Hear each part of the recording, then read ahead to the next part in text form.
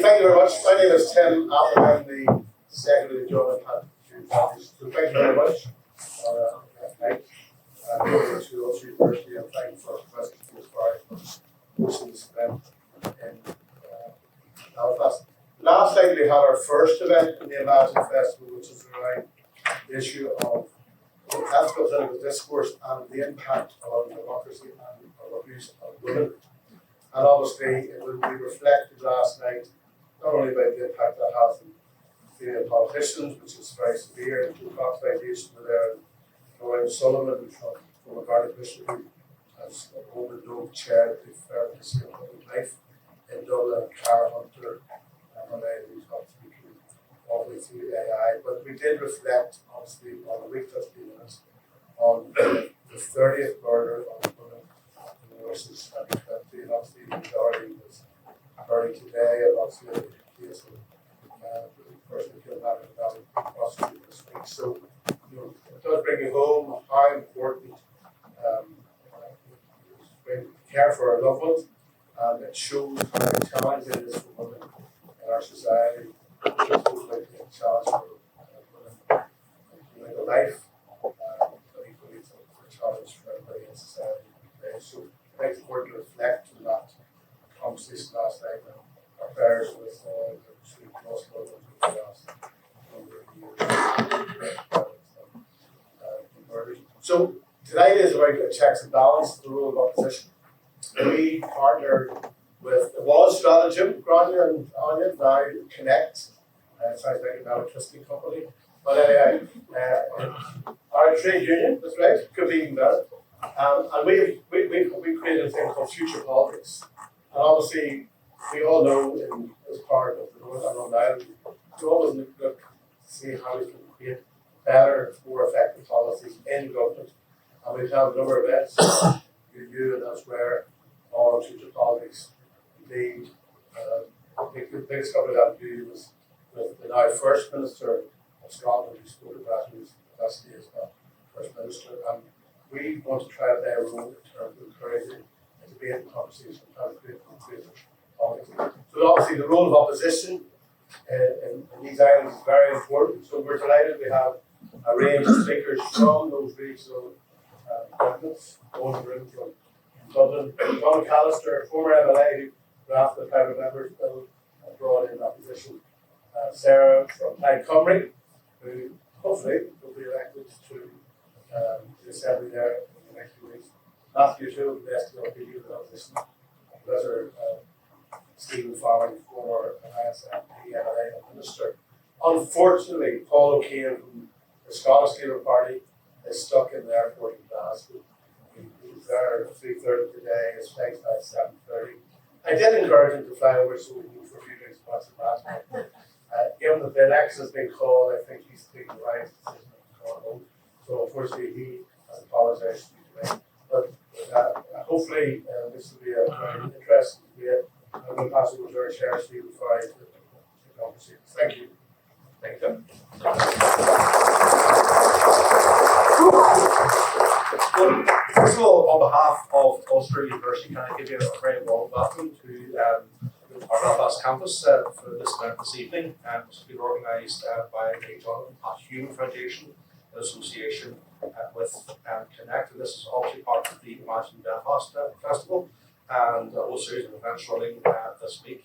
And glad to say there's a number of regulars who have been at a number of events already this week who are back with us again this evening. This is one of the more high-profile events of the festival, and it's engaging around a pretty important issue in the governance of Northern Ireland at present, and where there are important lessons to be learned from other experiences elsewhere in these islands. So in that regard, we're very pleased to have a very diverse panel with us this evening. Tim has already referenced all of our speakers, so I just want to turn to them to start things off. I'm going to go to John McAllister first. The speakers want to speak for about 5 minutes each. This was followed away with give it the time to be with us. So roughly about 5 minutes or so, with a little bit of latitude. and to talk about their own reflections and opposition and thoughts and where things may well go in the future in their own jurisdictions, and any thoughts they have in particular regarding our situation here within North Ireland. I'm going to start, I'm going to begin just with the two local representatives, and we'll then look at the situation of Wales and Ireland in the middle. So we'll start with John McAllister, and John is a very important person in the opposition, and that he was the instigator of what I would term structured opposition in the Assembly, and so he's has a very deep experience in terms of getting things on the running, and I'm sure John has many reflections about things that turned out in respect as well. So John, over to you. Thank you very much, Chair, and thanks to the Hume Foundation for organising tonight's event. I suppose, for those that don't know, I was in the March 2007 Assembly election. I was elected, I think I was actually along with our Chair as well, that same election. And then I find myself as an MLA for South Down. It's quite a weird experience riding up to Stormont the first time and saying, well, actually, I'm a new member, quite sheepishly and embarrassed, But, and we didn't know at that time whether the Assembly was even going to get going. Would there be an executive forum? And a few weeks later, pretty well, I think today might actually be the anniversary of Paisley and Adam's first meeting in the members' dining room, and the executive was formed, and I watched that executive get to work, and then Paisley gave way to Peter Robinson, and I still thought the one thing that struck me was that yes, there were many issues during that term. The executive didn't meet for a time to try and push for devolving policing and justice, but it did look. And probably even one of the things that brought me into politics was, how do we normalise it, politics? For example, I'm from a farming background. If I went down south to the Irish National Ploughing Championship, Sinn, Fein, Fine Gael, Fianna Fáil with all the stands at one of the biggest events in this island. Yet it was in 2006, as an Ulster University, it was the first time a political party ever attended Balmoral's show. And then the rest of the parties started to do that and realise. And for me, that was about saying, how do we tap in and normalise and make much more policy-based focus and decisions rather than just always write, effectively all the unionists did, let's say all the nationalists here and the three alliance in the middle.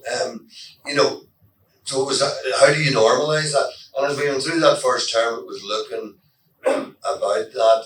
You had, four parties in the government at that time, DUP, Sinn Féin, Ulster Unionist and SDLP. And then I looked, and by the end of 2011, or by the coming near the end of that first term, I was looking and thinking, right, we need a better way of doing it. We need to offer choice. There's a couple of things really triggered that off of my thinking. Was one, the election wasn't giving anybody the choice. The government, the seats and the numbers might change, but the government effectively would be the same. And also in early 2011, the SDLP and Ulster Unionists, while in government, voted against the budget. So voted against, and normally anybody voting against their budget and programme for government, you would lose your party whip. You would, instead of being encouraged to do it, pick your party leader. And we had in fact two ministers, McAllister and Danny Kennedy were our two ministers at that time, were both voting against. And also Danny, as the job that Stephen would take over after that as Employment and Learning Minister, also had proposals for a modest raise in tuition fees. And as an Ulster Unionist party, we were divided, and Danny was saying we should do this. Universities need to be funded, and McAllister was basically saying, why would we put our hands up for this? And in some ways they were both right, in that why would we take the hit on this, but why would we, and all the pain, with no level of collective cabinet responsibility. So I became a great believer in government and opposition, but those two things had to be separate. I get tired of the opposition being within the government. We've seen that right from the 98 agreement, Peter Robinson, Gregory Campbell resigning as ministers and way back at the time. So we needed to create that, and always opposition as well. We needed a formal structure for that. We needed a way of actually funding it, because the opposition is up against the government. Don't forget, there's currently something like 22,500 full-time equivalent civil servants that work for the ministers and the executive. So Matthew and his team are working and challenging all of those people. So how do you get more say in committees as well? And also building up, a thing that's not always talked about in opposition. So also, how do we build up a more mature and robust parliamentary culture? As in that, even on your own side, even in your own minister coming in, that that questions are more challenging than, could the minister tell me why they're the greatest minister we've ever had? And how fortunate we are to have you as minister. So it need, and sometimes you could see this in committees happening. I served in the health committee for a good number of years, and though I started off as Michael and Jim say, sort of, I'm the minister's man on the committee, and then suddenly it got more comfortable when Edmund Bush became minister. But you could see that challenge. If something's not particularly good, it needs called out. And you can see some of that even breaking down the tribal divides in a committee when it was well chaired and well structured to do that. And that's where I begin to think you need that. You need even, I often quote this line from Frances Pym, who was Mrs. Thatcher's foreign secretary during the Falklands War after Lord Carrington resigned. Famously said, coming up to the 1983 election, but on the whole, landslides don't make for good government. And Thatcher thought, well, actually, she could handle the landslide all right, and probably won one. But Pym's point is that landslides, governments don't have to refer to their backbenchers, they don't have to listen, and sometimes, and we probably look at this Labour government and go, you have 160 seats, majority, have you used it to the best? Really, have you listened to people? So it's all of those factors. So the two key aspects of an opposition, to my mind, are to provide challenge and scrutiny to government, and not always just saying they're terrible for the sake of saying terrible. And the second one is to provide an alternative. Now, this is one that challenges probably us all as voters. If there was a more united, cohesive opposition like we had in 2016-17, we should actually celebrate the opposition bringing down the government, whereas probably as voters we rewarded the government for failure. But we need to look at that and say, and Matthew's probably nervous about bringing down the government at any stage, whereas Sarah would be delighted to bring down the government. So we need to, and Eoin as well, so we need to look at that. But the opposition should be an alternative. If you want rid of this awful administration, here's who to vote for. But the challenge is you might have to vote down the ticket for somebody that you may not always agree with on the constitutional question. Thank you very much, John. And we'll come back to you to ask you a few more questions and follow up in due course. But we'll pass over now to Sarah. And we're particularly pleased to have Sarah with us this evening, and potentially quite guilty, because as you will appreciate, elections for the Charlotte and Wales are well underway, and so we're taking Sarah away from campaigning. So come the first Thursday of May, we'll all be looking interested to see how things have worked out, and hoping for the best. And obviously in Wales, we're going through a very interesting time where the monopoly on power in Wales by Labour over generations may well be on the brink of changing. So without that, Sarah will have better reflections on the potential transition from opposition to government that may occur in the next few weeks. Thank you very much. No, it felt very fitting to come here actually, because I first found out that I got through to be a candidate May of last year, and I was on a girls' weekend in Dingle.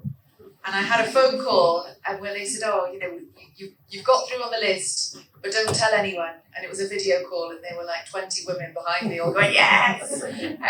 So it just felt fitting to be back here, seeing a friend tomorrow, kind of someone that gives me that boost of what's coming.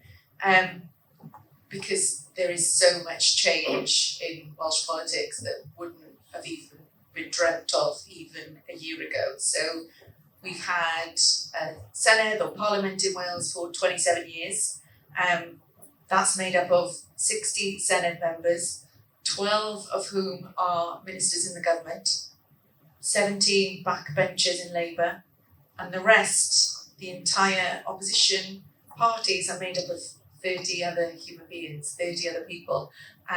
They have to do everything to hold everyone to account.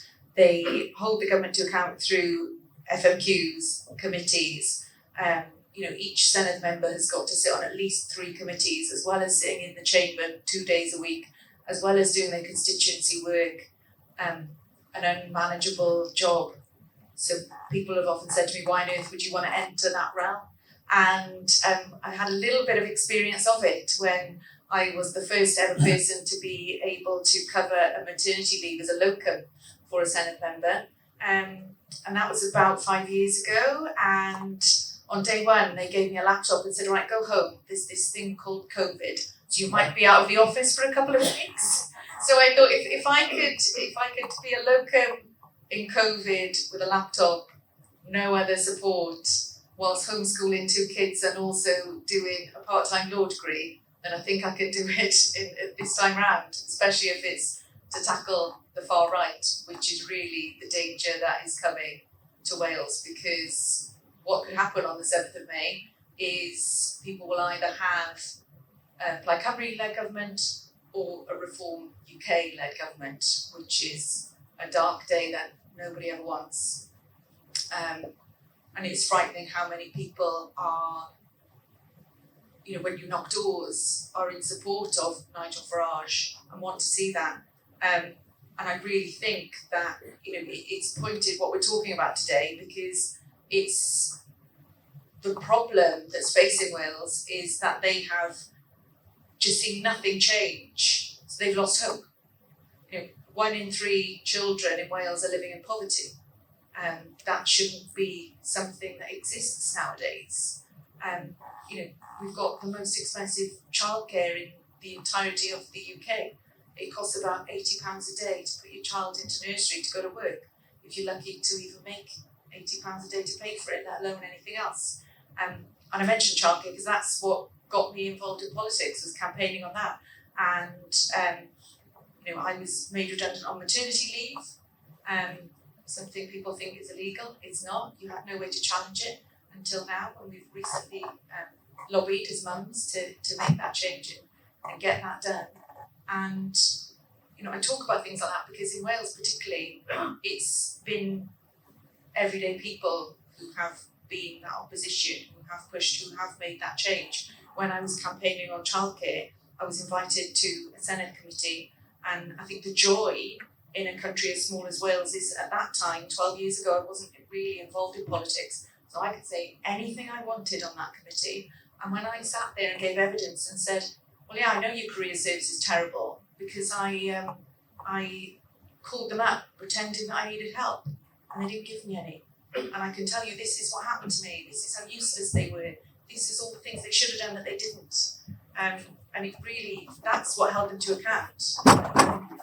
And people don't realise how small Wales is, that the first time I met Roger Morgan, who was our first minister in the first government in Wales, was in the checkout in Aston, just having a chat. I was like, you're our first minister, I want to ask you a question. And Wales is so small that our current first minister, Alina Morgan, I know because my father-in-law was her school teacher. Wales is that tiny, that's not an abnormal thing. I don't just happen to know these people. I'm just, a kid from a single parent family in the valleys. We weren't involved in politics. I think my family voted. I don't even know, what they really voted, because they were just busy making sure that they could keep enough food on the table and make enough money to make life at least work. And that's the real problem in Wales. There are so many people who are just going through the day-to-day that they don't see that there is any any change coming. Turnout in our elections is awful. The last election, there was 46% of eligible people in Wales voted, and that was seen as a success. You know, in Scotland, for example, I'll speak for our Scottish people because they're not here. You know, it was 17% higher. You know, this doesn't make sense. There are some great things about Welsh politics. I've once had a job where I got to show people around the Senedd, and it's one of the most wonderful buildings. It's really beautiful. It sits right on the coast, and I brought an unpaid carer and a group of carers to the Senedd, and it was so lovely that one of these carers who led this group had been invited to Westminster the same week, and she got to go to 10 Downing Street, and then a couple of days later she got to come to the Senedd, where she could walk into this beautiful glass building, you know, full of slate, with a chamber that you could look down into that's all round, and everyone looks to each other, and you sit in a circle supportive of each other. And she said visiting the Senedd was the second best day she'd had in her life, because the first was when she got married. That's how open and friendly it is. But the downside of that, I suppose, is when everyone is so collegial, you don't get that scrutiny, you don't get that challenge. We could be going to the other extreme, because I gave an example earlier on. I got to meet who is my opposition in our area the other day. The candidate for Reform didn't tell anybody at the time he was a candidate, two days ago, because they only announced them yesterday. When we were on a panel at Hustings event 2 days ago, he told this group of young people in a deprived community that he didn't think he'd be a candidate because he couldn't take the pay cut. And then he's since been announced as the candidate, and a picture's been uncovered this morning of him doing a Nazi salute. These are the people that we're facing, that people are going to vote for. That's going to be the opposition.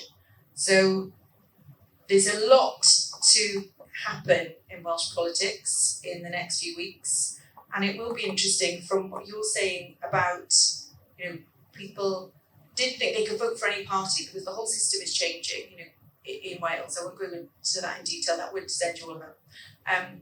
But it's people thought they could vote for anyone. What really is starting to dawn on people in these last few weeks as we get towards the 7th of May is that they might not believe in independence, which is what Plaid Cymru's stand for, but that's their vote if they want to keep out the far right. Thank you very much, Sarah, and we'll pass on to Eoin. Of course, Eoin's no stranger to these parts, having been a member of Belfast City Council in the past before he went on to more illustrious things with the City Council and with oil, which of course, so Eoin, we're interested in hearing your experiences of opposition in your office. Sure, thank you very much, Stephen. Look, first of all, it is genuinely really lovely to be back in Belfast. I was saying at the start, I used to do a lot of travel in earlier party jobs, and I don't do any travel now, but the only place I'm readily agreed to do anything, no matter what the topic is my second home. So it's genuinely nice to be here. Maybe a stone's throw from where I used to live as well, so that's good. So look, maybe when I was thinking about the questions we were asked with this opening section, part of it I was reflecting on just what I've been doing for the last decade. So I'm 10 years at TD, 10 years as the party's housing spokesperson, 10 years as the lead opposition spokesperson on housing during a period where we had the most acute housing crisis in the history of the Southern state. So I suppose pretty much everything I'm going to say is conditioned by that. And there are maybe three key parts to what I think opposition is about. The first is to get out of opposition as quickly as possible.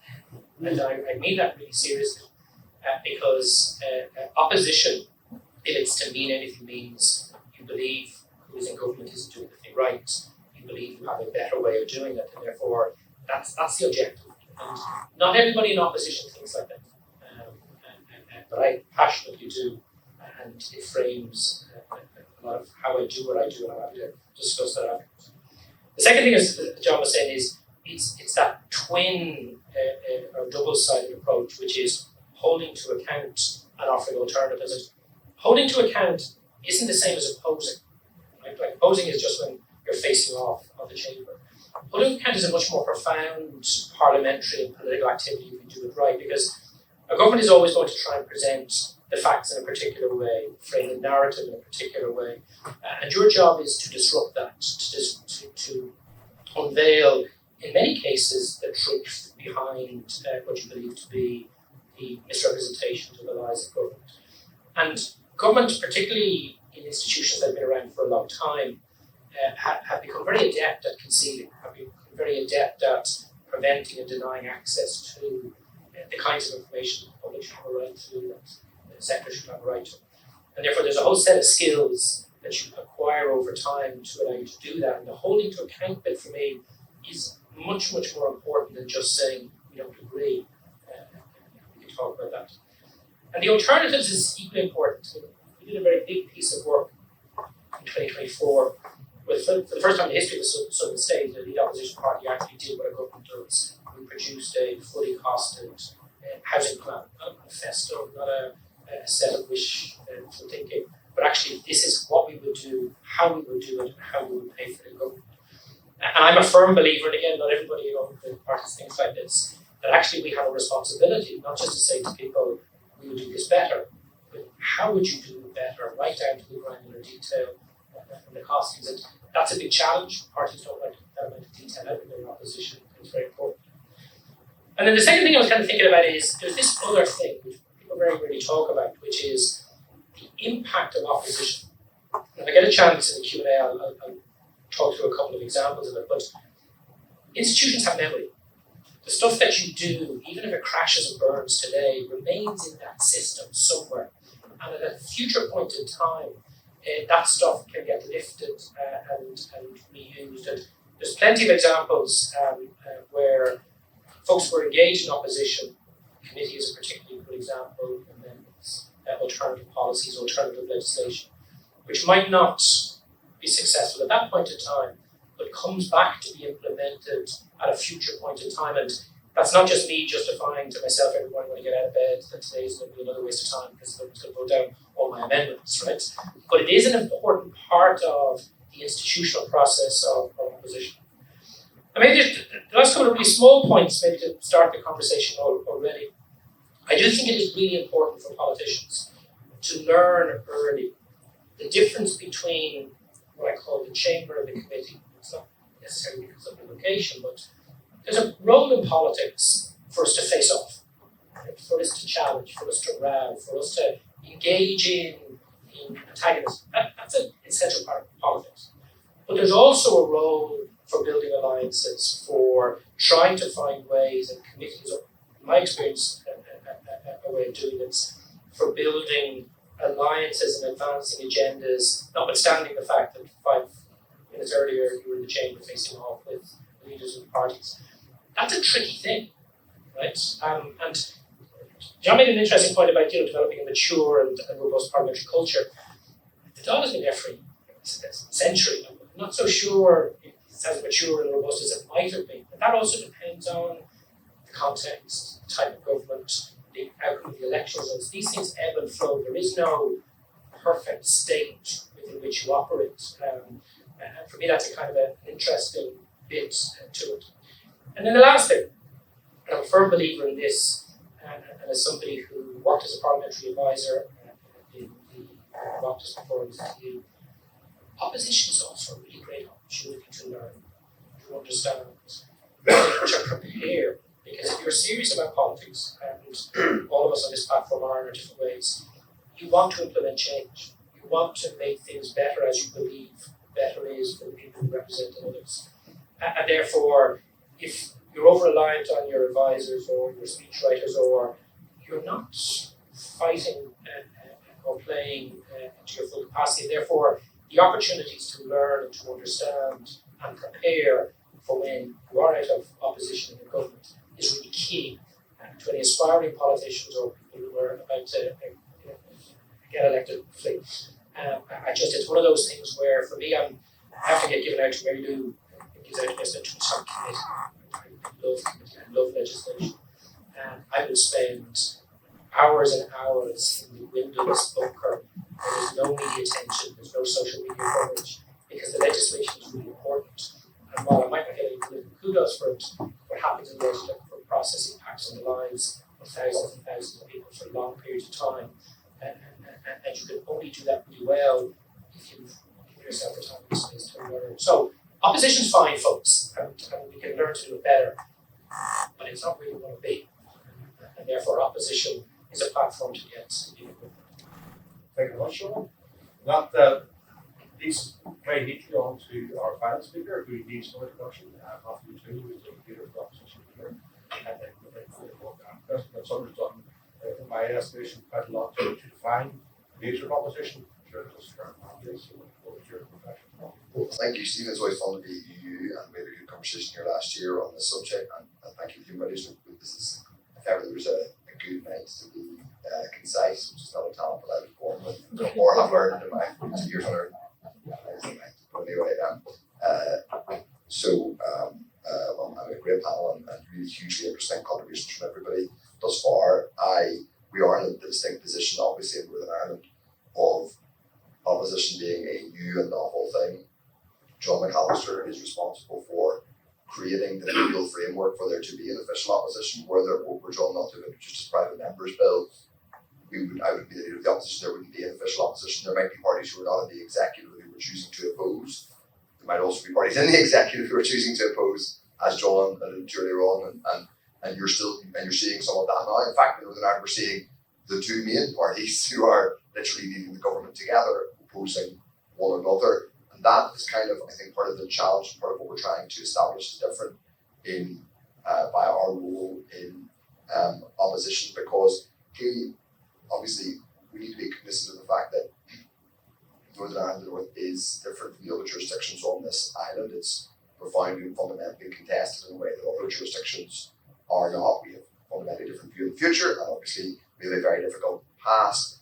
That should not prevent us from having good government, and the purpose of our institutions, certainly strand one of our institutions, is that we can arrive at the best possible form of decision making and governance in a divided society, to use the phrase of John Hume, whose foundation is named after, that we spill our sweat and our blood together, even if we have fundamentally different views on the long-term future and how we should be oriented. But clearly, a system where everyone, pretty much, if you reach a certain threshold, shares power, is a good thing when you're coming out of conflict, and it's still a principle that we abide by and we are profoundly committed to, i.e. partnership politics and power sharing. But it is true to say that the formal structure of consociationism can lead to a situation where pretty much everyone has power, but no one really takes responsibility. And that's the fundamental problem we have in the North.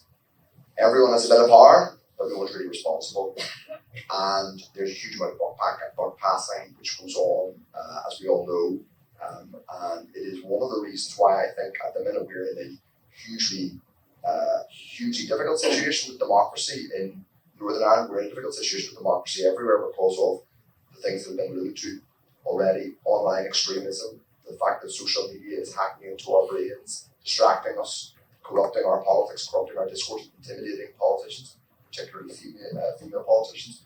It's true of all those things, but in Northern Ireland we have a particular challenge. The public just feels completely and utterly disenfranchised. Sarah and Eoin are very talented opposition politicians who are offering a quite profound alternative to what is to a governing party at the minute. We can't quite do that the same way, and the way the system is set up in the North is that we can't do that. We can't actually say, kick that lot out completely and put us lot in by ourselves.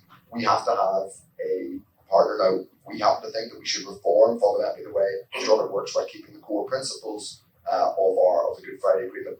But we think, in the sense of us being in opposition and being a force saying, hang on, doing a little bit of the emperor has no clothes here and saying, this is slightly bonkers, is a really, really important thing. And I think one of the big frustrations that the public have had here is they have felt that there is no clear way for them, the relationship between how they vote and the public services they experience and the politics they experience is tenuous, shall we say, at best.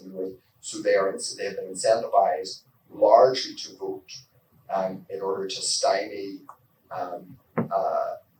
a perceived author or a perceived opponent. But that's not to negative or diminish the mandates of parties in the Northern Executive, particularly the two big parties. They have a bigger mandate than my party at present. But it is to say that I don't think anybody could credibly say that people, whatever party they vote for in the North, are satisfied with the delivery installment by the executives that we have had for the last 2 decades. So we kind of need to do something about it. The first thing is, I think, creating a culture of dissent, challenge, scrutiny. And we as an official opposition, Sarah, you were talking about 30 members of opposition, I agree one better. There's 8 of us in the 70 and 90. Now, there are also 2 or 3 independent members who are independent or smaller parties. Smaller parties from completely different political backgrounds, one on the far left, the other on the hard right.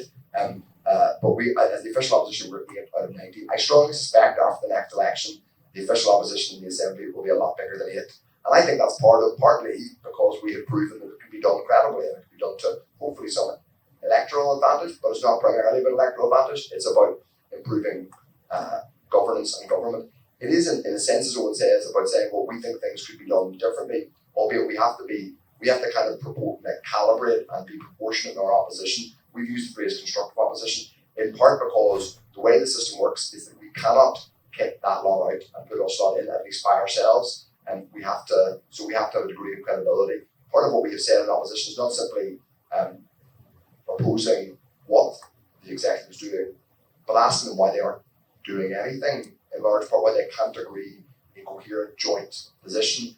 And I think a lot of where we've been politically successful is saying things that have seemed a little bit in the past unsayable, and we've kind of got in trouble and kind of touched the fourth wheel at times, or the third or the fourth wheel, when, you know what I mean, the metaphor I'm using, where people say, good, at times both big parties, and I'm not going to be too party political, but both big parties have kind of, it's a bit like if you ever take your kids 10-pin bowling and they have those barriers they put up with 10-pin bowling thing. Both the big parties do kind of have that politically in the North, where they kind of have a gap and say, well, look, our partners in Dublin won't let us do this, or we don't get enough money from the UK government. And I'll be clear, I don't think we do have as good a financial settlement as we should have in the North. I ultimately believe in constitutional change, taking all our own decisions here. But in the meantime, we need people who choose office, take the salary, get picked up on a chauffeur-driven car every morning, to take responsibility for what they can deliver within the constraints that exist. Every government in the world has constraints. Even the most powerful government in the world, currently led by a madman lunatic, Donald Trump, is illustrating that he governs with constraints at the minute. One of the constraints obviously is his own insanity. Other governments have the constraints of debt markets, how much they can borrow. They have the political constraints in terms of how much they can tax their people, the differences they make. The Northern Ireland Executive is a devolved government with unique or particular complications, but it's not impossible for them to make decisions. Our challenge in opposition has been asking constantly, what are you doing to make people's lives better? What are you doing to take responsibility for the power that you do have and the change that you can make? And I think it's been healthy. I think we've done it in a calibrated and constructive way. At times we've been robust, we've done a little bit of what Eoin says. There's a bit of theatre to be had in the Assembly chamber, and at times people don't particularly like us doing that, and they haven't particularly loved it, and they think that it's not legitimate, or there's almost something illegitimate about us doing an opposition role up here.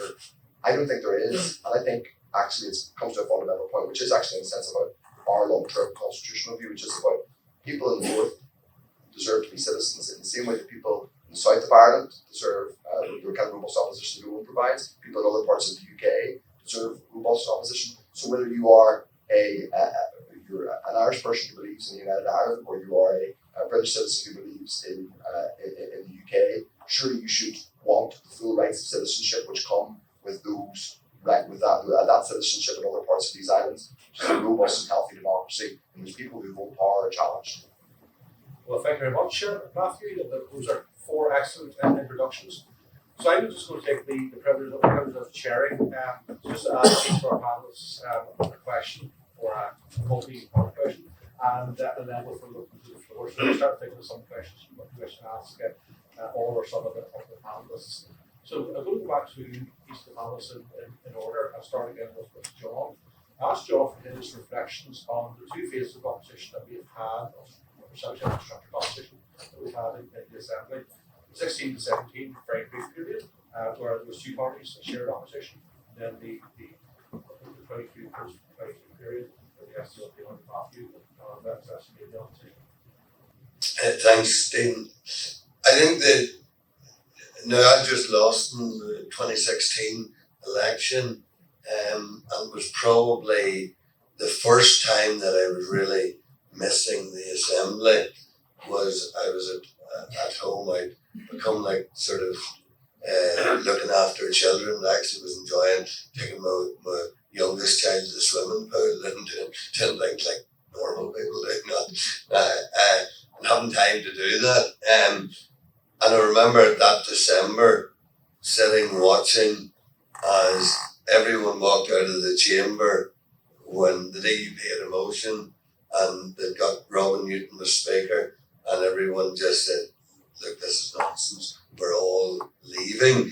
DUP carried on like effectively talking to themselves. And I thought, I would love to be there today. I could have been in the public gallery or something.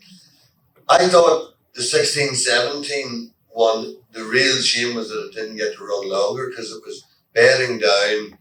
The Ulster Unionists and SLP seemed to be working quite well together. I probably would have tried to have brought in you guys, Stephen, at the time you were in Alliance MLA at that stage. I guess, yes, I would, and at that time you had certainly if you were including the Alliance, there was a much more even balance than at the minute. Matthew's 8 members against the notional majority. By the time you knock out the Speaker and people for profit and Claire Sutton and Timmy Gaston and all, they've what, like a notional majority of 77 or 78 or something, whereas Matthew's 8. Whereas at that time you had a bigger assembly, remember, in 16 you had 108 members, and you had you had Ulster Unionists, SDLP and Alliance all out of government. I thought as well, importantly, you had probably at the start a much more cohesive government because there was only 2 parties in it, and Claire Sugden, East Londonderry MLA, serving as Justice Minister.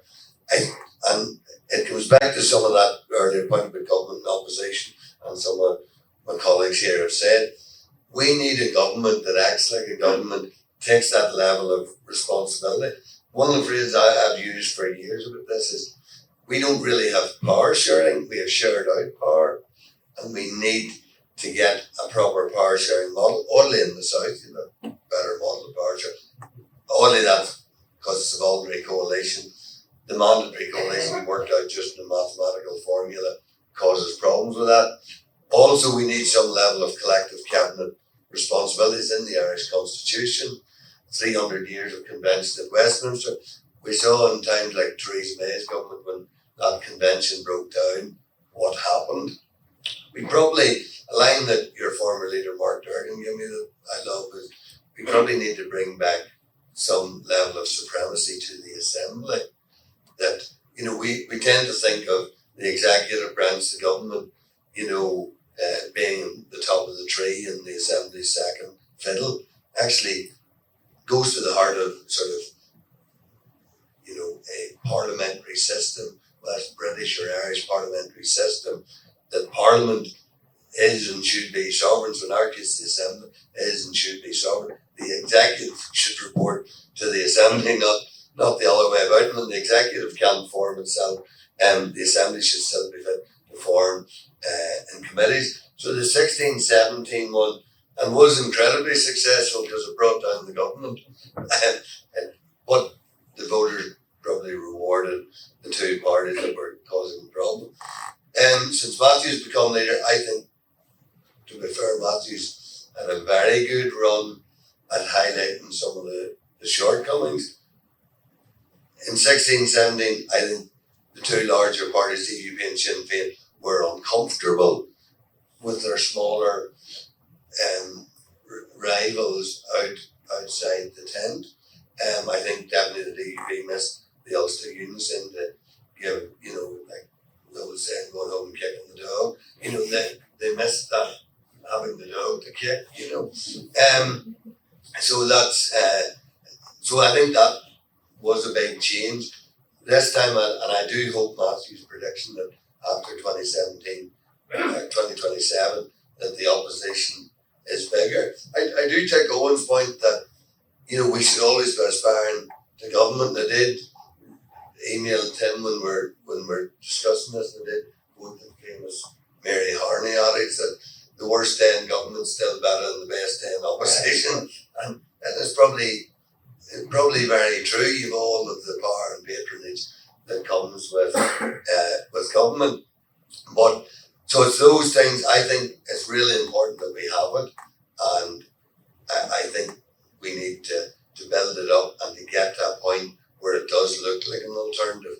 There's a real need as well. You're saying that, Sarah, in Labour in Wales are now politically exhausted. They need extra while in opposition to, as Owen said, prepare but refresh as well, to just get over it. The Tories were politically exhausted in 2024 general election. They needed a period in opposition and to build up and engage with the public around policy development and ideas. You talked about it, and I think it's hugely important to do that in opposition and look and be prepared to take over government. But again, that comes back. You know, I'm very keen on reforming Stormont. I would love to see us move more to a system that no one party could stop the executive forming, and that you would still have those cross community or a weighted majority support that the executive would have to do. And I think we can do that. But you know, in 2011, Peter Robinson said this term can't be just about survival; it has to be about delivery. Well, you know, 16, 17 years old, we really need to be about delivery. On that point of government, just to turn to Sarah next and ask a few grander questions, just to clarify. Matthew hasn't asked me to ask these questions. But Sarah, just give us an idea of how opposition works in Wales. In particular, as like the incoming party of government, has Plaid had access to some service in terms of preparing for government, so we can hit one running, or are we in a situation where it's going to be a bit of interlude while people want to speed, and also as the current opposition party, how are things resourced nationally and also for the Sweden race? There's a lot of really good points there. I think so. It's really interesting just to start from the top. What you were saying about Labour have been leading government in Wales for 27 years. They are exhausted, and full of infighting, and a lot of people who are retiring into their older age is because they've been there for the entire 27 years. So they're out of ideas and out of energy. And the official position until very recently were the Conservatives, but they are going to be annihilated in the next Senate. They're going to go from having around 12, 14 Senate members. They'll be dropping like flies because they're all going to reform. They potentially are going to have one person in the Senate out of 96. And again, because a lot of them are going to reform, we really are going to have mostly Plaid or reform Senate members, hopefully quite a few Greens in that mix as well. But that's really what it's going to look like. And the struggle that Plaid Cymru have had with the number of Senate members that we've had has been less researchers, less policy staff. It's been really difficult to be that opposition. And to put it into context, the number of civil servants that the Welsh Government have are less than Cardiff Council has. Mark Drakeford is great at many things, but one of the decisions I don't agree when he was First Minister in COVID was that he kept cutting the number of civil servants when everyone else, particularly in COVID, given how difficult that situation was, were increasing the number of staff members so that they could deal with things. Wales didn't increase any, and the real difficulty of that is when you've got, yes, we've got a smaller population, it might just be 3.5 million people, but that doesn't mean that the process of creating that legislation is any smaller. you still need a same number of people, even if it is, to do that job for a smaller country. It still requires the same amount of work. And all of these different problems that we've got, a £26 million budget, but the finance committee is made up of 4 people. This isn't easy, none of this work is easy, and Preda's fantastic, yeah, he's really been in finance before, but I was talking to him recently and, he said that, he didn't have all of the figures in front of him. I was working for a charity and I was lobbying on childcare, it's an issue that I care a lot about, and I have a really good relationship with the civil service, and I was saying to Welsh Government, so what are you spending on childcare? And they said, well, we spend this much out of education, we spend this much out of tackling poverty, and we spend this much out of another budget. I was like, okay, so can you tell me the single figure, please, so that we can cost this? And they couldn't give me the single figure, so how are we meant to work it out? So that is, it is difficult, but I think it was also some of the things that were being said around what a real opposition is. It's not just about saying, well, I think differently. It's about accountability and action. And there's been a little criticism of Plaid Cymru recently in this process of building towards an election, because we haven't yet released our manifesto, but a few weeks ago at our conference we did release a 100-day plan for government. And the process of that was to say, people don't believe in politics anymore because their lives have not got better. So this 100-day plan is to tell people up front that from day one, this is what we're going to start doing to make a real change to your lives, because you need that accountability grounded in delivery. One of the things I'll talk a lot about that I'll criticise Welsh Government a lot for is they had a plan to end poverty by 2020, and then they got out of that by saying, well, actually there was COVID, there was the Ukraine war. The reality is they were never going to end it. They shouldn't have set themselves that grand target. They were going to end homelessness as well. All of these things were grand ideas. It was never really going to happen, whether that be what's happening in the world or what's happening at home. Because the reality for a lot of devolved governments is that we don't have enough money to tackle a lot of those things anyway, which is why there's a lot of tinkering around the edges.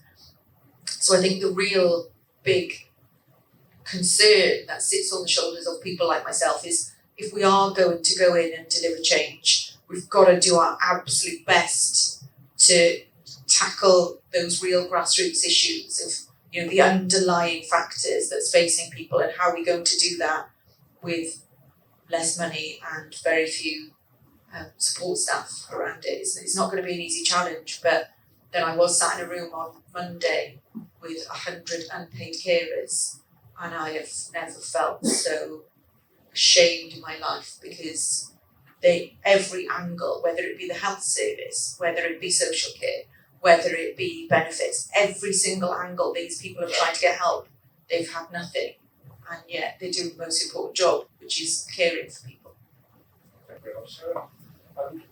Essentially 2 questions for Eoin. The first one is similar to Sarah, talking about the resourcing, the speaking rights, and access to civil service that opposition has in London.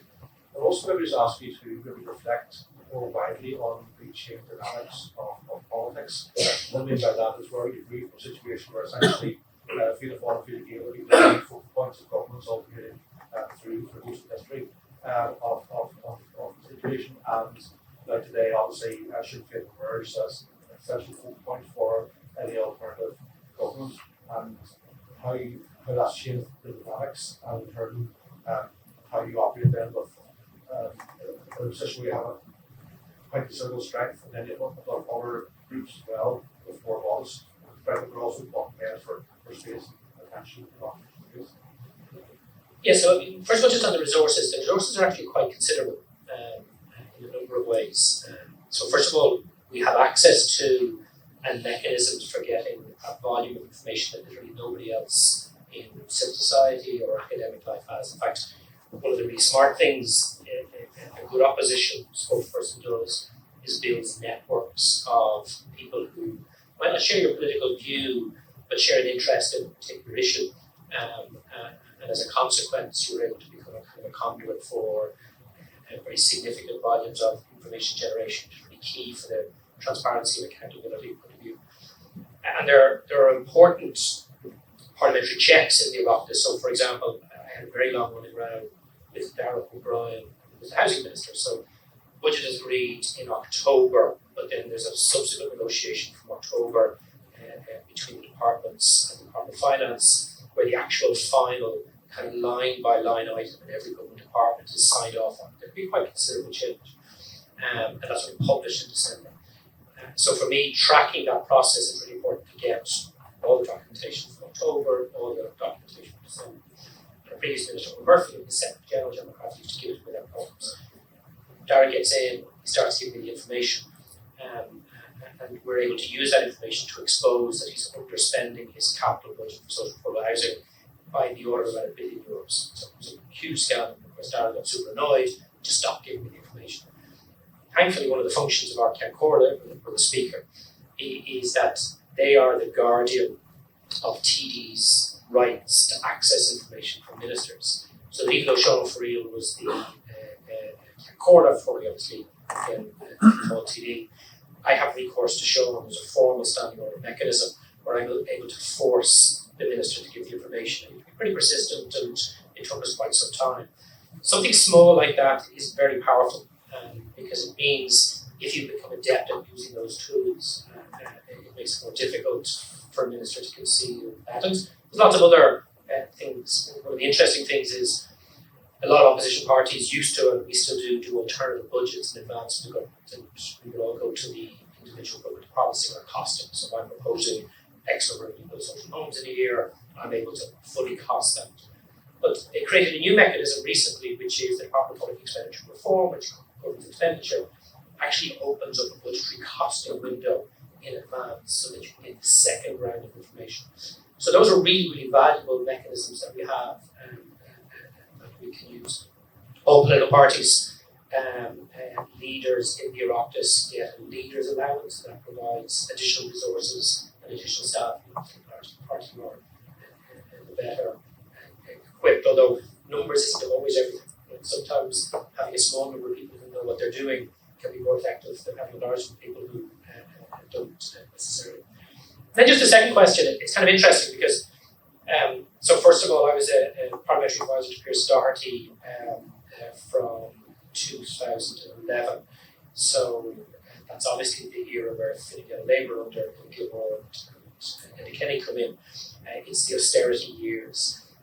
Obviously, there's a troika, so there's a whole set of dynamics. I then first elected to the Dáil in 2016, and that's where it's a minority Fine Gael government, but with a confidence supply written agreement with Fianna Fáil. It did not really change the dynamics because, as most people know, Fianna Fáil are a very unreliable group of people, so Fine Gael couldn't rely on them, which meant in committee you were able to build these really interesting lines. David English, who was a former Fine Gael junior minister, really interesting guy, and he had responsibility for traveller accommodation, so not a vote winner for pretty much anybody in the Oireachtas. But Damien actually wanted to do something good, right? He realised that, look, he had a short time in the Oireachtas, but Fianna Fáil just were never going to be reliable, so I spotted an opportunity. I met Damien privately, and I said, okay, here's the deal. You work with me, we have a common policy agenda, and I'll make sure you have the votes in the committee, and mobilise all the rest of the opposition. So that created these small moments of interest. A significant part of that was trying to take, at that point we were trying to release a lot of public land for private housing, we were trying to resist it, and again there was just moments where you were able to get really tangible outcomes as a consequence of that. Fast forward then to 2020, 2024, it's a much more traditional government with a clear majority for Fine Gael in their former coalition, now with the Labour Independents, and an opposition, so it's more like what people think government and opposition is. They're all different contexts. And again, one of the things you have to learn in opposition is it's different each time.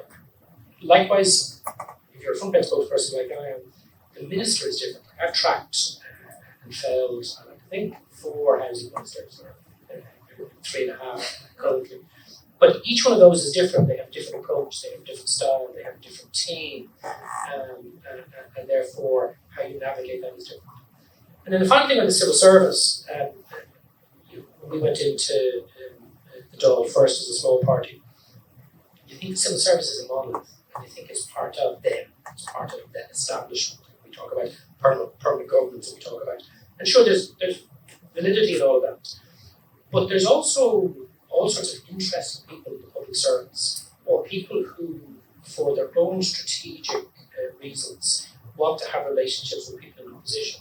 And again, acquiring and developing and honing the skills to be able to get the most out of that is a really interesting process. And one of the things I do now, of course, is one of the longer standing TDs in our team, and in a very high profile, very significant from the position. Part of my job is now to pass that institutional knowledge on to our Oireachtas members so they acquire. I had to do all of that myself.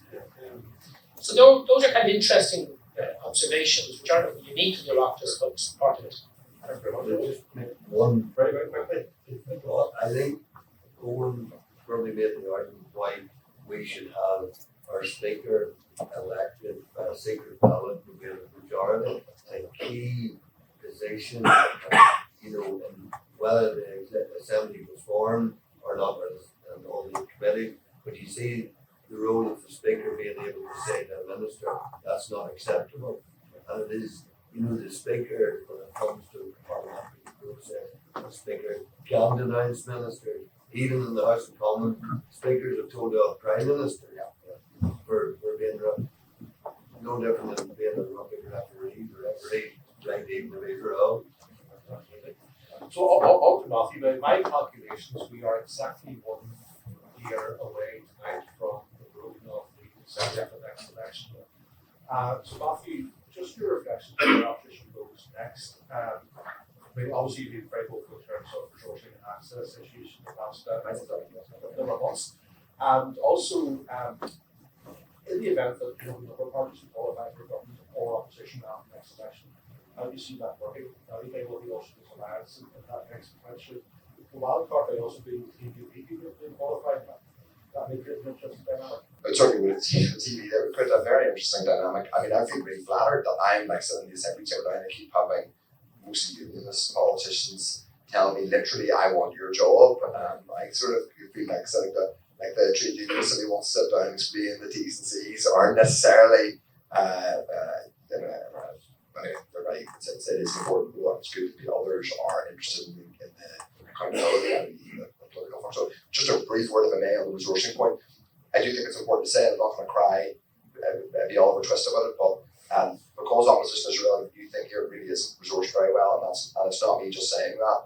Now, whenever John's bill first came in, it was very, very modest. That wasn't your fault. There was other people made that decision extremely modest. I mean, I think it was basically like post-it notes and tea bags. I think effectively were what was in the budget. Now it's a bit more. It's still not very much, and now it's prorated and it's prorated small for us because we're 8 MLAs. But even if we were larger, it wouldn't be, I think, sufficient to do the job. Nowhere near what I was talking about. Actually, nowhere near. And I think that is something we will need to reflect on going forward in terms of the role. Just to give an example, I think I'm right in saying, someone could correct me, our entire allowance for opposition, right, as in the entire amount of money we have to pay staff to opposition support for us is less than a single SPAD, the top paid SPAD for both Eoin and McAllister and Shelby. I'm not diminishing those people as individuals or the work they do, but they get paid. One person, two different people, but an individual SPAD working for the First and Deputy First Minister get paid more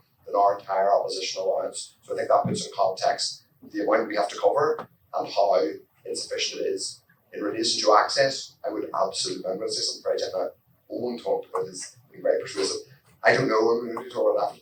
If you could maybe have a word with the Finance Minister up here, I believe he might not listen to you, but more than listen to me.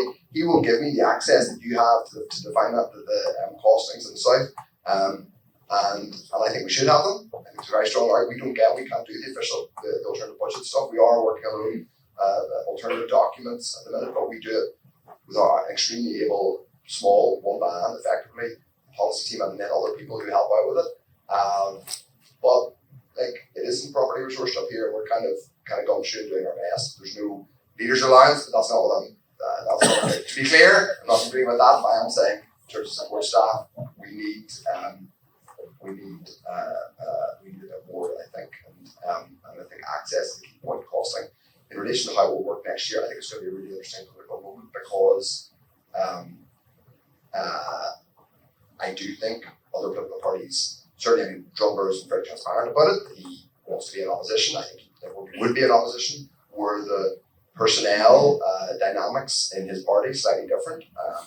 I think they'd be there already, and I think were they there already, he would be the leader of the opposition, and I would be deputy leader of the opposition because they won more MLA than us. And that's kind of fine. The title is really tangential to the actual work. He has talked about having a more formalised shadow cabinet system.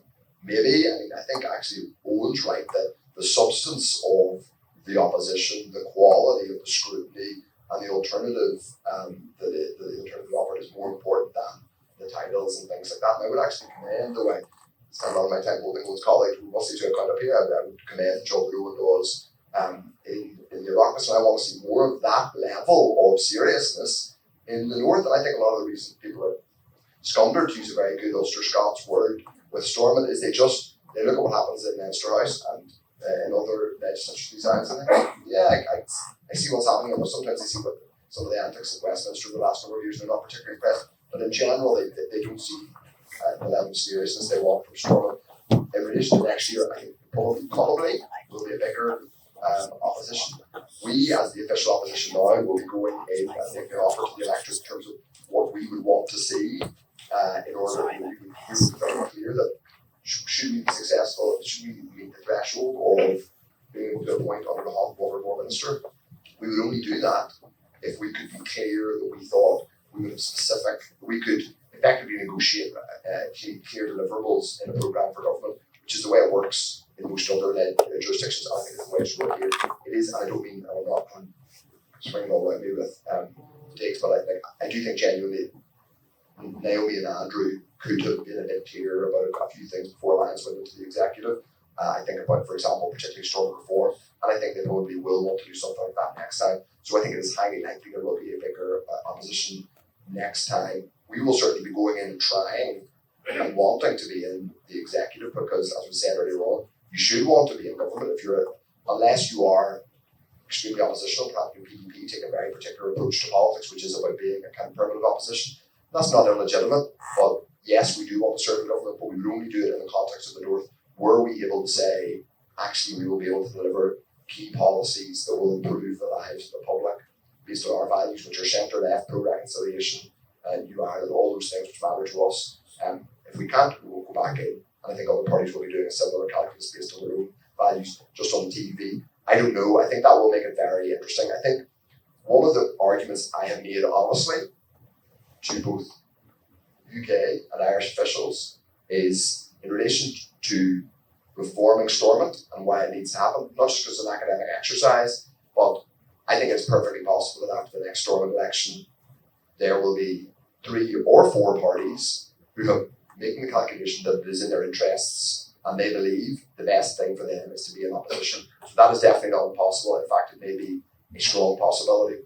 At that point, it becomes much more politically challenging for Sinn Féin and the DUP to be in government by themselves. Understandably, they are parties that face in different directions and they will have less bluntly cover from other political parties, particularly for the DUP. Say they have about the same number of MLAs they have now, or even a few less, but you have a bigger TUV. Is that going to be comfortable for them being in an executive with only Sinn Féin? I think it's not necessarily going to be all that comfortable. So part of why you want to think about reforming how the place works is to inoculate us from what could be a very different looking Stormont after the next election. So that's a very sober message. And we're very tight for time, so what I'm going to suggest we do is let's take a series of questions at once from the floor and then just go back to each of the speakers, just make a concluding comment and pick up any particular points that you want to respond to. So if anyone who wants just to make a comment, just inside you. Hello. Thank you very much, everyone. That was really interesting reflections from all of you. I wanted to ask about the difference between having an official opposition, I guess, like by statute versus by convention.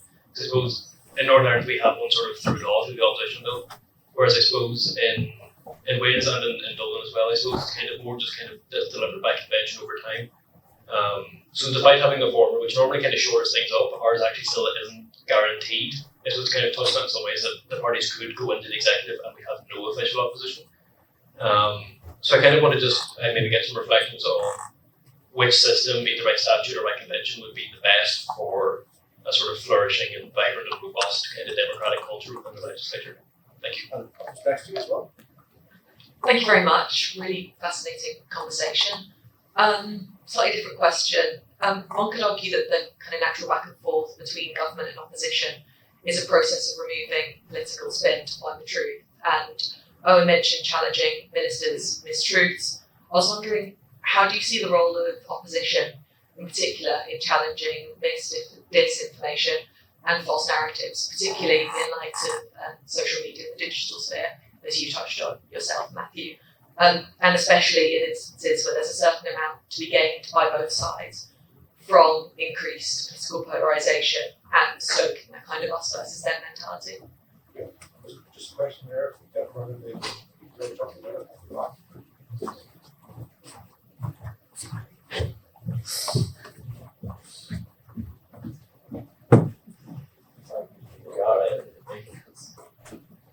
Thanks very much.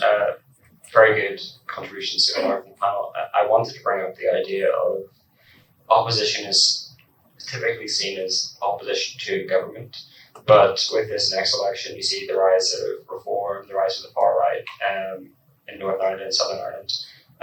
The idea of opposition to the entire establishment, to the political system, how each member of the panel thinks they're going to tackle the rise of the far right, especially given their tendency to use, immigrants, transgender people, for example, as a bit of a political football.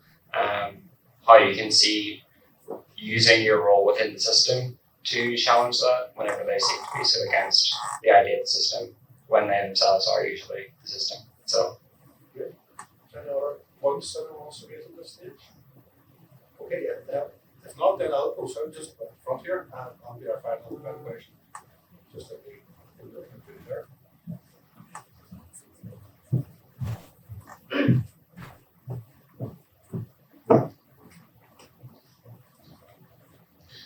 I was just interested that Owen was so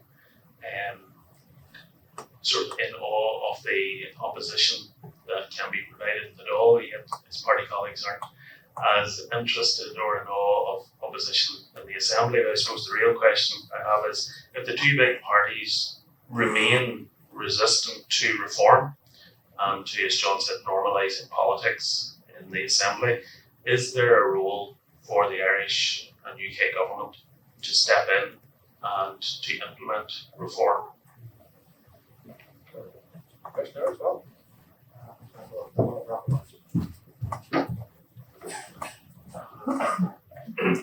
Thank you. Thank you very much, and I thought you were all very good.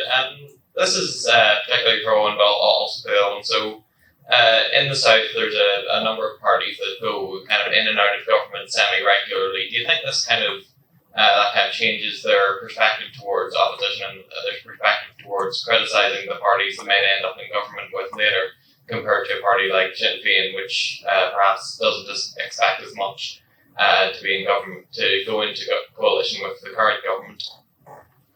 Great. Okay, thank you very much to the audience. Give us a few points there. Just want to start with the one that we were talking about. So, what were you? Yeah, very quickly to run through them. First of all, to Tom's question, there is no official opposition in the South. There is no legislative framework for the support of understanding. In fact, one of the criticisms that emerged post the last general election is that the opposition, and particularly the progressive or left opposition, hadn't done enough work collectively in the previous 4 years to present a coherent alternative to Finn Féin and Fine Gael. And there are no shadow spokespeople or shadow cabinets. Just the convention is the largest opposition party, is the lead opposition. So that's kind of quite an interesting dynamic, because we're not making any proposals for legislative reform. There's far greater cooperation. There's this thing called the combined opposition, which is all the opposition, and there's the left opposition, which is a potential alternative government within that But we also have this really weird thing at the moment, where we also have a group of people who are in government and opposition at the same time. So Michael Larry did his a deal with Fine Gael. They negotiated changes to standing orders to allow their group of independents to not be on the government benches, but to have some of the benefits that opposition members have in terms of speaking time, but at the same time to be part of that government alliance. So there's kind of quirks in that. I mean, the disinformation question and the rise of the far right are kind of related. And one of the people believes that disinformation has been a central part of political discourse since politics has been there.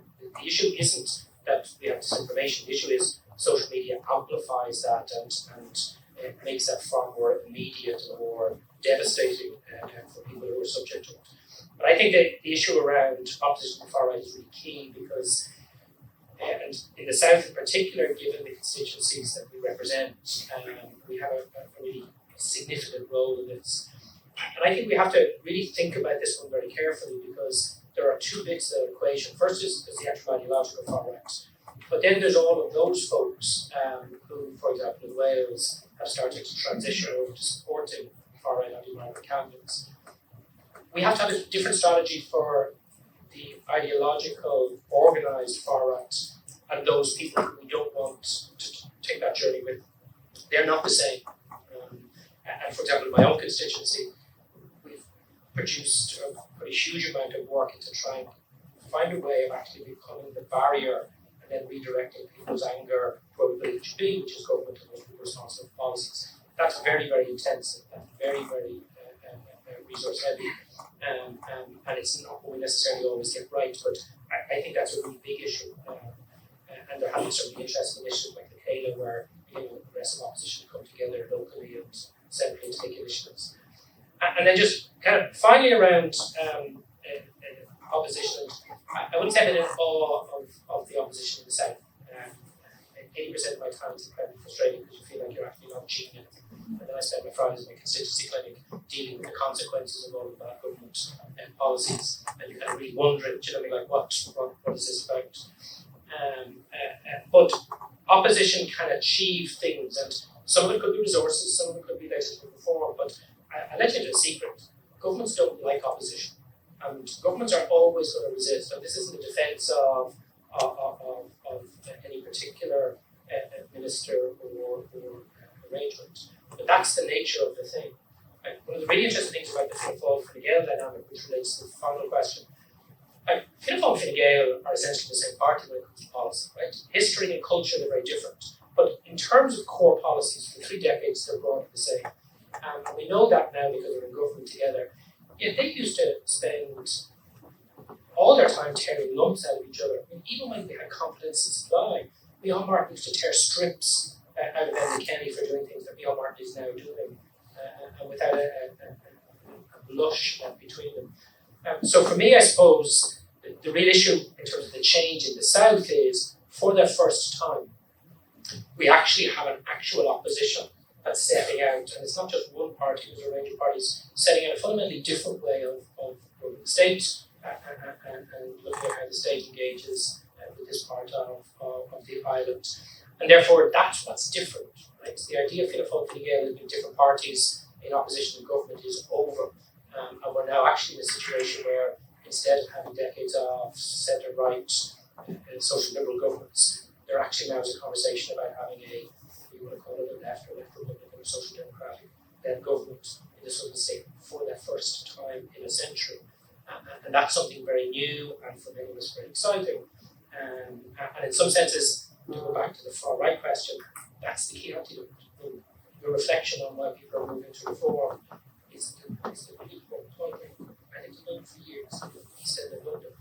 They've been for decades abandoned one passing. They just abandoned the first passing post and now to do that. If you want to make sure we're not the next Wales or we're not the next England, etc., then what you do is you meet the needs of working class communities, you meet the needs of those people most disenfranchised and left behind.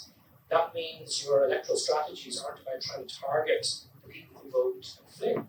It's about getting the people who aren't registered, the people who aren't engaged into the political process, giving them a reason to be angry at the people they should be, and then getting them to be part part of all of that. And I think one of the reasons why the party has grown over the last number of decades in my constituency, we take 30%, we have 205 TDs.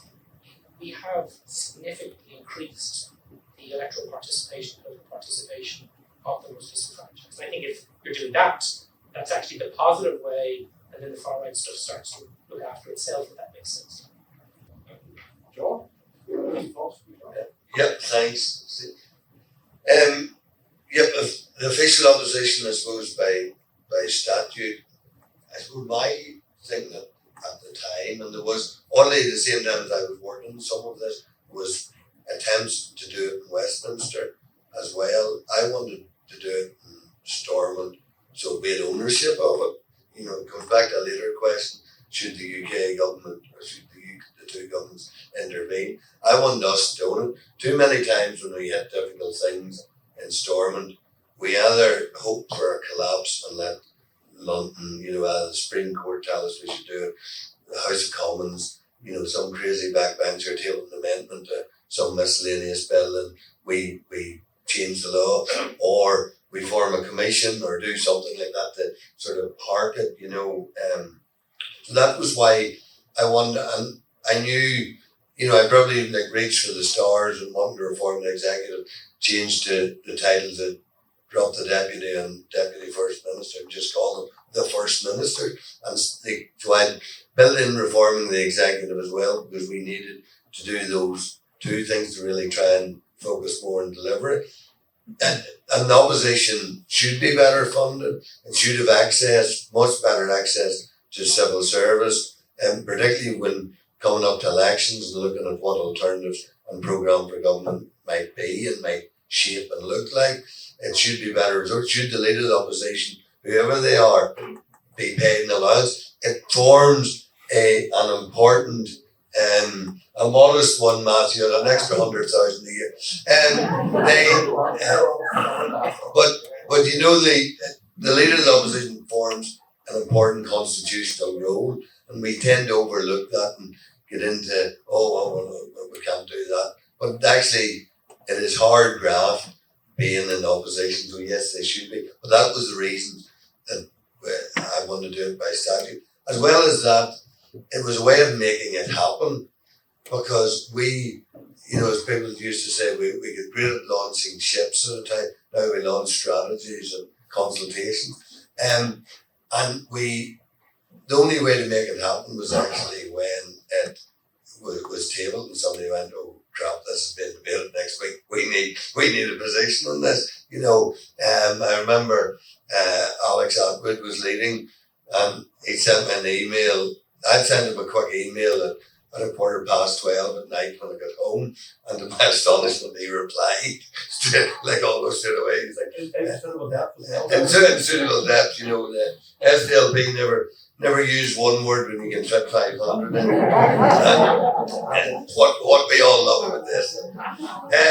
I suppose on the question about the natural back and forth of politics, I would like to feel that Northern Ireland, we have led the world on us and them politics, and we have just, we've nearly sold our expertise in this area. So far from breaking down the us and them, we've made it sort of prime time, and look, you mightn't like me, but you're going to have to vote for me because them ones are going to get it, so save us from the other side. So we've been good at that, and look, that does build into the narrative about the right getting it. It's an interesting time across, Western democracies and what people are tapping into. A few weeks ago or even a few months ago, Trump looked practically unchallenged. The majority in the Supreme Court, majority in the House of Representatives and the Senate. Suddenly that invincibility is cracking away. If you look at the polling for UK Parliament, Reform, yes, are up high. The Greens, and then actually the Tories and Labour and the Lib Dems slightly behind them. There's nothing to say that it has to be a Tory reform government, but it will be interesting to see how that goes. It's also been really interesting nearly 20 years ago now. But one time Plaid was almost in the coalition with Conservatives and Lib Dems. So all of those dynamics, it's also interesting to look at the unpopularity of the national government, the impact that has had. You know, in July 2024, the leader of the Labour Party in both Wales and in Scotland looked as cert to be stay on as First Minister or become the new First Minister in the Scottish case. That's now looking decidedly unlikely to happen. Round that sort of the opposition to the establishment thing, I mean, I quote David Irvin's line in this: sometimes it takes 2 seconds to shout sell out and 2 hours to explain why it's not. And in the age of social media, nobody gives you the 2 hours to explain why it's not. I'm not sure we would achieve the Good Friday Agreement in 1998 if we had social media biting at our heels and second guessing everything and the lie been halfway around the world before the truth has got its boots on. You know, all of that is a big change. And sort of on the I've linked in the answer to, I would prefer Northern Ireland starting to mature and decide itself around roles in opposition rather than the two governments stepping in. I think they should be supportive of what we do, and I hope I've covered every question. If you want to just to say that both of us as retired politicians have freedom to say that NLA should be paid a little bit more. So over to Sarah for her. I'm only jealous I'm not there to participate. Of course I wouldn't have taken it all. Thank you. I think one point based on what you're saying is be careful of your slogan, because in that last general election, the Welsh Labour Party were putting out letters. You know, all of the messages that came out were, wouldn't it be great to have a Labour government at both ends of the M4? But actually, you know, that's now annihilated them because nothing's got better. You know, whoever thought that it would be a UK Labour government that would cut international aid to 0.3%, you know, the global impact that's going to have. But coming to your point that you were making about a convention of opposition, the official opposition in Wales has been the Conservatives, and they are going to be annihilated in the next Senedd because of how terrible they've done at opposition, because they haven't been effective. Instead, they have focused on things that get them at the top of your social media feed. Things like a blanket 20-mile-per-hour limit. That's been Andrew Artie Davis, the previous leader of the Conservatives. One of his favourite phrases. There's a lot of photos of him supporting a 20-mile-per-hour limit until Labour brought it in, and then he's opposed it. My favourite point was when there was a protest, and people from all across Wales were going to protest at this terrible 20-mile-per-hour ban, and how slow it meant they would have to drive, and they got to Cardiff Bay 2 hours earlier than they planned because they were travelling at 20 miles per hour and it was so effective for them. You know, he's argued against, these people as a party have argued against something that has saved more lives and millions of pounds for the NHS. It doesn't make sense. Some of the other things that they've talked about are, one of their favourites is gender-neutral tree planting. If you don't know what that is, I'll explain it. There is a fantastic group of women farmers in Uganda who have a tree nursery. 0.0001% of the Welsh budget has gone to them and other international development projects. They've had, I think, about 500k over the last 10 years to grow trees so that there will be a forest the size of Wales. The reason they're grown in Uganda is because they will grow faster, and that means they'll suck up the carbon quicker, and why they've not been grown in Wales. But the way that the right wing kind of selling this gender neutral tree planting is because it's women growing them. And one of the other things that they do as a secondary project is talk about getting women into politics. But the budget that they talk about, they say that £5 million has been spent on gender neutral tree planting.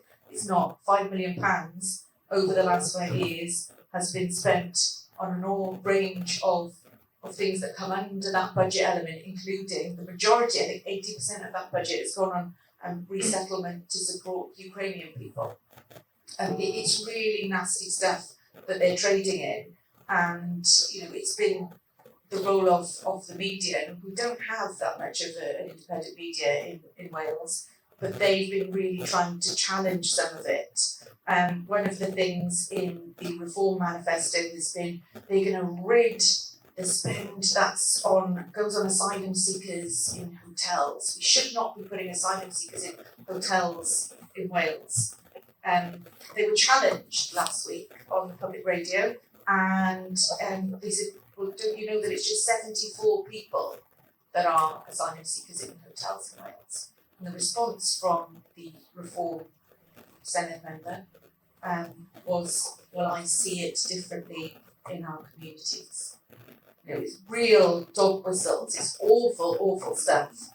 And I think there are elements of hope. So for Plaid Cymru, it was fantastic that we won the by-election in Caerphilly, because people say to us that they voted for hope. You never thought that someone who had challenged that seat so many times, Lindsay Whittle, he said it was fantastic. He never thought that he would be on the front page of the Socialist and the front page of the New York Times on the same day. Someone who'd been a local councillor in Caerphilly for his entire life in a place where he was born and brought up. It's fantastic, and I'm probably doing myself a bit of a disservice, but when I've been going out campaigning and going on all these different panels at hustings events, I've just got to look normal, be myself, and show that I'm passionate about making things better for people in Wales. And that's been quite enough when I'm sat next to Conservatives who are just talking all of this rubbish like gender neutral tree planting, like Reform people who people can see right through how awful they are, and Labour politicians who, and this is what other people have said, is they're so polished that they don't seem genuine anymore. And so I think politics needs to be about just being yourself and showing that you really give a damn. Matthew, any final thoughts? Well, I will try and make a few, because I think sometimes you're in a position of taking some criticism, and I think John McAllister statement about SDLP politicians tending towards the pool links is probably what I made. So I'm going to say something short but interesting. The first interesting I'm going to say is very interested in the most important thing. The public are one off. No. But check on the panel. No, the Northern Ireland. Anyway, glad to see you're all paying attention. That's the best lesson for any politician, is to be realistic about how interesting you are. Sweet are also ahead. Very good. So I'm been hanging on every word about opposition. To test after this, we are in the lecture theatre. I will try and cover all the points as briefly as possible so people can get to see the second halves. And hopefully both Ireland's will win. Right, okay. Statute versus convention. I think it depends on the system. Northern Ireland is a very distinct polity, because obviously we have essentially the Constitution of the Good Friday but Northern Ireland Act, which legislates for the Good Friday Agreement, and I think John's bill is kind of necessary, because it's probably not likely to. It wouldn't have happened by these things don't tend to happen by convention here, so it can have to be statute in that regard. But there are, we talked about conventions and practice in the bureaucracy. Everything is convention basically at Westminster. I think sometimes to its immense feeling. In relation to the question about disinformation, I think it gets to the heart. The bigger question is, how do we construct this? It will sound really abstruse and kind of elaborate. How do we construct reality? Who gets to say what's real and what's not? Well, democracy should be about a degree of agreed reality, and people should see the debating chamber, the thing they elect, the legislators debating on the basis of an agreed reality and have some kind of tie and to it. That also makes the question of the mainstream media, who we need to support and esteem and occasionally properly fund, actually covering politics. One of the challenges we've had as the official opposition is bluntly, the media in the North are not all that interested in covering politics in a serious way. I understand people are not all going to read policy kinds of important papers that Stephen and the political parties produce, and they'll just take their politics in bites. But so much that covers the politics, particularly in the North, is really just about, we'll just have the same old argument about an Irish language street sign. As important as that is, I'm very supportive of the Irish language, and there's a lot of cultural work going on about it. But the media are invest. There's too much of the media here, including the publicly funded media, are bought into just a constant old firm game, which is not. And then people wonder why are we doing this never get better? Why our poverty levels remain stubbornly high? Why our wastewater system is atrocious? All of those things, because we don't debate them. So in a sense, we have a challenge which is connected to disinformation, but it isn't the only challenge here. But disinformation in democracies in general is a huge challenge, and of course it's connected to the one that I think you raised, Matthew, about running against an establishment. There's two parts to it. I mean, Sarah talked very eloquently about running against reform, and I think that's a really profound and noble thing. I think politics all over Europe, I mean, in one sense we're now hearing about Starmer having effectively not failed to define why, having landed with this 160 seat majority that loads of, we're talking about having a left government in the south. I think a lot of people would quite like a left government in the south, but they're not going to have 160, there aren't 160, there aren't 160 TDs, so you're not going to have it. But the point I'm making is, Keir Starmer didn't know what really to do with it. Well, he's now apparently going to run an electoral campaign of a kind of Macron style, being opposed to reform. And a lot of people have sympathy with that, but maybe he should have thought of that 2 years ago, to put it mildly. In relation to the questions of up here and where we go from here, I think I just really want to make the point very clearly to people that people in the North are entitled not just to opposition as an abstract thing or as a thing for political geeks who are interested in parliamentary process, but they're entitled to citizenship. I think this is really important. Citizenship is fundamentally about being empowered, and the sense at the core of all of this is about believing people to be citizens and empowering them to improve their lives through how they vote. And actually, I think it's completely critical to our constitutional debate, because we never stop having a constitutional debate.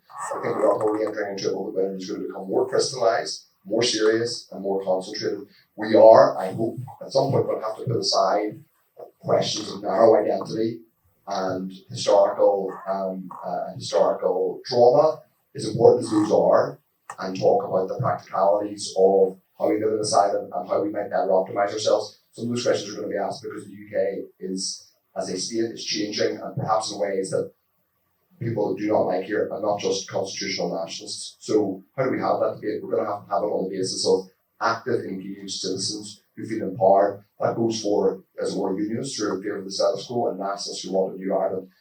None of them have anything to fear, to use an old phrase, from a healthy, active democracy in the North, where people in power do not simply get there and exist there because of a kind of default, a kind of communal default, but are there on the basis of delivering for people. I want, for example, to talk about New Ireland. I want people to debate that because I want to tell people this is how I think Northern Ireland should be in here now, but I think our best long-term future is going to be in New Ireland, and let me explain why. It's hard to do that when people are totally turned off from politics entirely. And I also think that for people who want to argue for the status quo and say, actually, I think the UK is the best place for Northern Ireland to remain in the UK, Northern Ireland should remain in the UK, an argument as legitimate as my aspiration, they too should want to make that argument in the context of informed and engaged citizens, not people who are completely switched off and think our politics is a dumpster fire, to use modern social media phrase, which it is, I'm afraid, at the minute. So opposition isn't simply about me having a title or me and my colleagues at Strongman making a bit of trouble. Sometimes that is it, but John Lewis said making big trouble is an important thing. But it's actually fundamentally about taking the next step after 1988, which is people feeling engaged and hopefully inspired, but certainly empowered that their vote matters, that politics can mean something, that they can improve their lives, and that they can build something better. I hope that's a new Ireland in the long term. For some people, it will be Northern Ireland inside the UK, but at the very least, we can expect them for as engaged citizens. Anyway,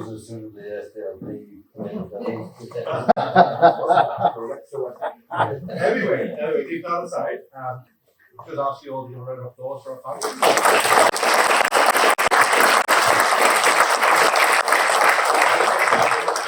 Broin was from Connect to Local Star event. So my family don't allow me to watch Ireland play football because, and I do, they don't win. So I'm going to hang on here for a little while. Well, so wanted to thank you all for joining us this evening. And as the as I lead the Belfast team of the Connect group, we are every day set challenges by the organisations we advise in how to engage with the executive and how to engage, really importantly, with the opposition. And we know across the UK and Ireland how difficult government currently is. Even in the Republic of Ireland, with all its Apple money, the government is struggling, and so it's most definitely struggling here. And so that's actually why having these conversations about politics, about how we should run our body politic is really important. And actually, I would say on the issue of whether we have a statutory or convention-based opposition, I think the challenges involved in the appointment of the government and the Ceann Comhairle recently, I actually think that demonstrates the real limitations of when you're dependent on conventions and the very odd arrangements we have with Michael Lowry currently. So actually there's real benefit in what you did when you introduced the opposition bill way back in the day. So then moving on, I suppose, to what we learned from Wales, and it's that it speaks to that broader piece about opposition. It's not just opposition in a chamber, it's actually opposition in communities, it's opposition and actually activism where people are interested in politics and do want to make a difference. And it's really interesting here as we engage with community groups in the run-up to the election a year out from now to see how they influence and engage with politicians. And so will Matthew be the next Minister for Finance? We'll wait and see. We'll wait and see. But actually, politics is really interesting at the moment. But don't let our politicians fob you off with the idea that we can't do anything because we're a year out. Now's the time for them to be working even harder than ever to make sure that they do deliver those commitments made in manifestos back in 2022. So with that, I hope Ireland wins. I'm kind of looking out for Sweden as well. I'm happy in Sweden. But okay, have a good evening. Thank you very much, everybody.